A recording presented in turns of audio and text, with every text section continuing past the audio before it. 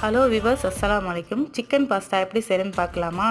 First கடாயை காய வச்சுக்கலாம். கடாயை காய்ஞ்சதுக்கப்புறம் அதில் ஆயில் சேர்த்துக்கணும். ஆயில் சூடானதுக்கப்புறம் அதில் ஃபஸ்ட்டு சிக்கனை தான் ஃப்ரை பண்ணிக்க போகிறோம். அது கூட பெப்பரும் சால்ட்டும் சேர்த்துக்க போகிறோம். அது கூட பொடி பொடியாக நறுக்கின வெங்காயம் தக்காளியும் சேர்த்துக்கணும். அது கூட நீளமாக கட் பண்ண கேபேஜ் கேரட்டையும் சேர்த்து லைட்டாக வதங்கினதுக்கப்புறம் சோயா சாஸ் சேர்த்துக்கணும், கெச்சப் சேர்த்துக்கணும், காரத்துக்கு சில்லி ஃப்ளாக்ஸ் சேர்த்துக்கணும். இது எல்லாத்தையும் நல்லா குக் பண்ணிங்க. இது காய்கறி பாதி குக் ஆனதுக்கப்புறம் 2 எக்கு சேர்த்துக்கணும். இதையும் நல்லா லைட்டாக கிளறி விட்டுக்கணும். இது ஒரு பக்கம் இருக்கட்டும். தண்ணி ஒரு பாத்திரத்தில் கொதிச்சதுக்கப்புறம் உப்பும் ஆயிலும் சேர்த்துக்கணும்.